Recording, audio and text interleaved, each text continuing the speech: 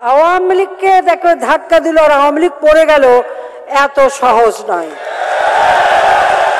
এমন কোন শক্তি এখনো তৈরি হয়নি বাংলাদেশে যে আওয়ামী লীগ সরকারকে তারা উৎখাত করতে পারে। আওয়ামী লীগ কখনো পালায় না, পিছু হটে না। ছাত্র জনতার অভ্যুত্থানে ৫ আগস্ট আওয়ামী সরকারের পতনের পর জনরোষ থেকে বাঁচতে আত্মগোপনে যান শীর্ষ আওয়ামী নেতারা। হত্যা, গণহত্যা, গুম, দুর্নীতি সহ বিভিন্ন অভিযোগে দেশজুড়ে আওয়ামী নেতাদের নামে করা হয় শত শত মামলা। মামলায় আসামি করা হয়েছে সাবেক মন্ত্রী, সংসদ সদস্য, সচিব এবং পুলিশ কর্মকর্তাদেরও। ইতোমধ্যেই আওয়ামী লীগের ৯ জন কেন্দ্রীয় নেতা সহ বেশ কয়েকজন সাবেক মন্ত্রী ও সংসদ সদস্যকে গ্রেফতার করেছে আইন শৃঙ্খলা রক্ষাকারী বাহিনী। তবে বাকিরা রয়ে গেছে ধরাছোঁয়ার বাইরে। শেখ হাসিনা পালিয়ে গেছে, শেখ হাসিনা নাই, শেখ হাসিনা চলে গেছে, শেখ হাসিনা পালায় না। না পালানোর কথা বললেও ছাত্র জনতার অভ্যুত্থানের মুখে ৫ আগস্ট দেশ ত্যাগ করে ভারতে পালিয়ে যান ক্ষমতাচ্যুত প্রধানমন্ত্রী শেখ হাসিনা। তারপর থেকে নয়াদিল্লির লোধি গার্ডেনের লুটেন্স বাংলো জোনের একটি সেফ হাউসে রয়েছেন আওয়ামী লীগ সভানেত্রী। পালাবো না, প্রয়োজনে ফখরুল সাহেবের বাসায় গিয়ে উঠবো। কি জায়গা দেবেন? না হলে ঠাকুরগাঁয়ের বাড়ি আছে না, ওই বাড়িতে গিয়ে উঠবো। ঠিক আছে? ফখরুল সাহেবের বাসায় নয়, সিলেট সীমান্ত পার হয়ে ভারতের মেঘালয়ে গিয়ে উঠেছেন সাবেক সেতুমন্ত্রী ও আওয়ামী লীগের সাধারণ সম্পাদক ওবায়দুল কাদের। সেখান থেকে আসামের গৌহাটিতে আশ্রয় নেওয়ার গুঞ্জন শোনা গেলেও তা নিশ্চিত হওয়া যায়নি। গুলি করে করে লাশ নামানো লাগছে, কিন্তু গুলি করলে মর একটা, আহত হয় একটা, একটাই যায়, তার বাকিটি যায় না। এভাবেই সাবেক স্বরাষ্ট্রমন্ত্রী আসাদুজ্জামান খান কামালকে আন্দোলনের কথা বর্ণনা করেছিলেন ডিএমপি সদস্য ইকবাল। আওয়ামী সরকারের পতনের পর আত্মগোপনে চলে যান তিনি। সর্বশেষ কলকাতার একটি পার্কে দেখা গিয়েছিল সাবেক স্বরাষ্ট্রমন্ত্রীকে।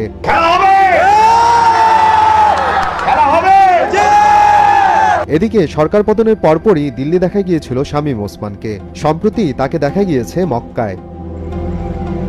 কুমিল্লার সাবেক বিতর্কিত এমপি বাহাউদ্দিন বাহার এবং তার মেয়ে কুমিল্লার সাবেক মেয়র তাহসিন বাহার সূচনা সীমান্ত পাড়ি দিয়ে ভারতে আশ্রয় নিয়েছেন বলে জানা গেছে।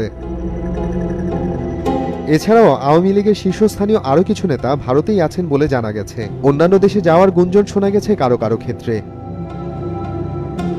অজ্ঞাত স্থান থেকে মাঝে মধ্যেই দলীয় বিবৃতি দিচ্ছেন আওয়ামী লীগের সভাপতি মণ্ডলীর সদস্য জাহাঙ্গীর কবির নানক এবং যুগ্ম সাধারণ সম্পাদক আ.ফ.ম. বাহাউদ্দিন নাসিম। এছাড়া কেউ কেউ হোয়াটসঅ্যাপ বা অনলাইনে সাক্ষাৎকারও দিচ্ছেন বিভিন্ন সংবাদ মাধ্যমে। তবে কারো অবস্থান সম্পর্কে কোনো তথ্য জানা সম্ভব হয়নি। আওয়ামী লীগের কেন্দ্রীয় কার্যনির্বাহী সংসদের ৭৭ জন নেতার মধ্যে গ্রেফতার হয়েছেন মাত্র ৯ জন। দলের ১৭ জন সভাপতি মণ্ডলীর মধ্যে গ্রেফতার হয়েছেন ৬ জন। ইঞ্জিনিয়ার মোশাররফ হোসেন, কাজী জাফর উল্লাহ, মোহাম্মদ আব্দুর রাজ্জাক, লেফটেন্যান্ট কর্নেল অবসরপ্রাপ্ত মোহাম্মদ ফারুক খান, শাহজাহান খান ও অ্যাডভোকেট কামরুল ইসলাম। ৪ যুগ্ম সাধারণ সম্পাদকের মধ্যে গ্রেফতার হয়েছেন কেবল ডাক্তার দীপুমণি। ৮ সাংগঠনিক সম্পাদকের মধ্যে গ্রেফতার হয়েছেন শুধু আহমদ হোসেন। বাদবাকি সম্পাদক মণ্ডলীর সদস্যদের মধ্যে গ্রেফতার হয়েছেন কেবল প্রচার ও প্রকাশনা সম্পাদক আব্দুস সোবহান গোলাপ। ১৩ আগস্ট সাবেক আইনমন্ত্রী আনিসুল হক ও সাবেক প্রধানমন্ত্রী বেসরকারি শিল্প ও বিনিয়োগ বিষয়ক উপদেষ্টা সালমান এফ রহমানকে ঢাকার সদরঘাট এলাকা থেকে আটক করে ঢাকা মহানগর পুলিশ। এছাড়াও গ্রেফতার হয়েছেন সাবেক ডেপুটি স্পিকার শামসুল হক টুকু, সাবেক ডাক ও টেলিযোগাযোগ ও তথ্য প্রযুক্তির প্রতিমন্ত্রী জুনায়েদ আহমেদ পলক এবং ছাত্রলীগের ঢাকা বিশ্ববিদ্যালয় শাখার সাধারণ সম্পাদক তানভীর হাসান সৈকত। ১৯ আগস্ট গ্রেফতার করা হয় সাবেক আওয়ামী সরকারের পররাষ্ট্র ও শিক্ষামন্ত্রী ডক্টর দীপুমণিকে। ২০ ও ২২ আগস্ট গ্রেফতার হন আওয়ামী লীগের সাংগঠনিক সম্পাদক আহমদ হোসেন এবং বাংলাদেশের ওয়ার্কার্স পার্টির সভাপতি রাশেদ খান মেনন। সাবেক বাণিজ্যমন্ত্রী টিপু মুন্সি, সাবেক খাদ্যমন্ত্রী সাধন চন্দ্র মজুমদার এবং আওয়ামী লীগের সভাপতি মণ্ডলীর সদস্য আব্দুর রাজ্জাক ও মোহাম্মদ ফারুক খানকে গ্রেফতারের তথ্যও পাওয়া গেছে।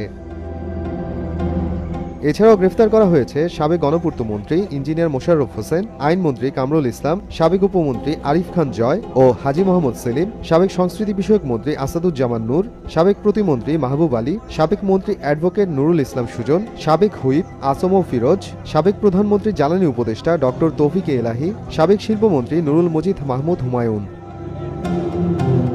এদিকে সম্প্রতি ভারতের মেঘালয়ে ডাউকি সীমান্তে ট্রাক চালকের সঙ্গে হাতাহাতির ঘটনায় আওয়ামী লীগের ৪ নেতাকে গ্রেফতার করেছে স্থানীয় পুলিশ।